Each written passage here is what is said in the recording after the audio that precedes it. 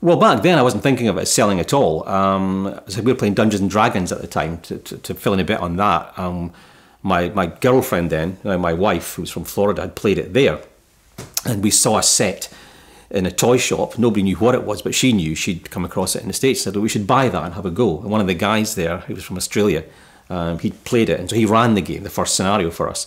And so we played basically without sleep for an entire weekend. You know, our characters were continually being killed down this dungeon. We'd just come back out. So we'd re-emerge. We'd be back at this tavern. We'd roll new characters up. We'd go back down and get killed all over again.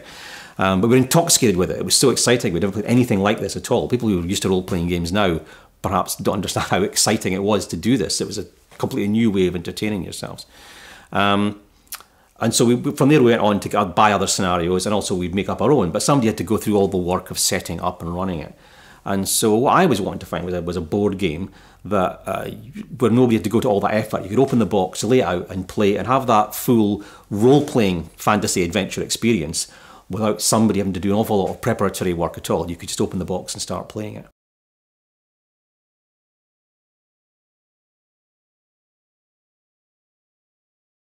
Back at those days, there were some games out there. TSR had a game called Dungeon, but that was the way it was set up. You might as well have been playing in separate rooms. The players didn't interact at all, and really being able to interact with other players, especially able to mess them up, is a really important part of any game. That's a lot of the fun of it.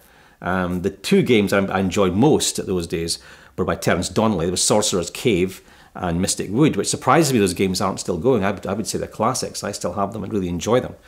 And you know, they weren't really based on, yeah, the Dungeons and Dragons was kind of like the Sorcerer's Cave, but Mystic Wood was more based on mythologies and such like. But they were fairly simple. The characters had, as opposed to role-playing games, the characters had reduced to one physical one and one mental one. And there were some objects you could pick up. And they're both really, really good games. Sorcerer's Cave, each of you sit in a new area of this cave. Cards that were joined together when you flipped them over. You had to set up new areas of the underground complex in different parts of the room. So it spread out all over the place. It was quite difficult. You couldn't just sit at a table and play it.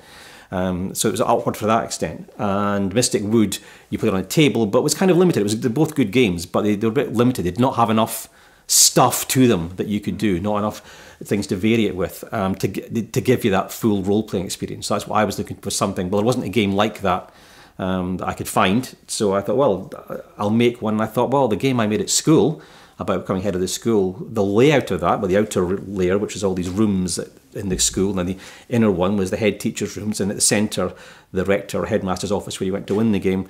If you change that into magical land, the rules were much more simplistic in the school game. You didn't have all the money and you know, strength and craft and magic spells, but the basic layout of it and the idea of going around and working your way in, I think still works very well. For some reason to this day, there's something psychologically satisfying about working your way towards the centre of the board.